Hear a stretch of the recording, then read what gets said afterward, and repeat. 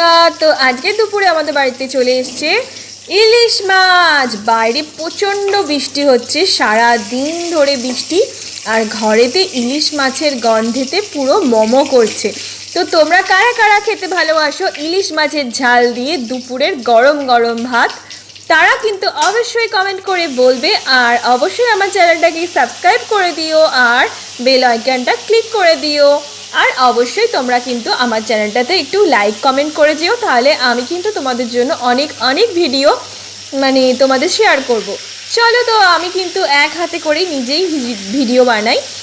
তো আমি কিন্তু দেখো ইলিশ মাছগুলো সব ভেজে নিয়েছি, আর তারপর চলে গেছিলাম একটুখানি ওপরে বৃষ্টিতে নিজের হাতটা ভেজাতে। এত সুন্দর বৃষ্টি হচ্ছে, দেখো আমাদের পুকুরটায় দেখা যাচ্ছে, এত ভালো লাগছে যে দাঁড়িয়ে মনে হয় জানলার সামনে দাঁড়িয়ে দাঁড়িয়ে দেখেই যাই। বৃষ্টিটা দারুণ লাগছে, বর্ষার ওয়েদার। চলো, আমার মাছের ঝালটাও রেডি হয়ে গেছে। তো আজকে তোমাদের সাথে মাছের ঝালের রেসিপিটা আমি শেয়ার করতে পারলাম না, অন্যদিন অবশ্যই শেয়ার করে দেবো।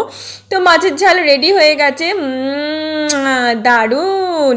আর এই দেখো, আমি মাছের ঝালে দুটো পিস আর একটা মুড়ো নিয়ে নিয়েছি, ইলিশ মাছের মাথা।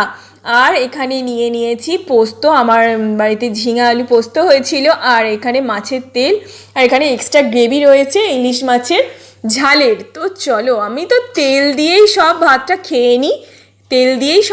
খেয়ে নিই, একদম মেখে। আর দারুণ লাগে খেতে। তোমাদের কার কার ভাল লাগে ইলিশ মাছের তেল দিয়ে ভাত খেতে, তারা কিন্তু অবশ্যই কমেন্ট করে জানাবে।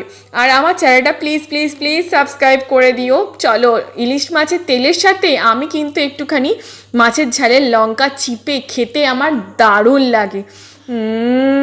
মুখে দিলেই জাস্ট অসাম, দারুণ দারুণ অনুভূতি। তো চলো, আজকের মতন এখানেই শেষ করছি। বা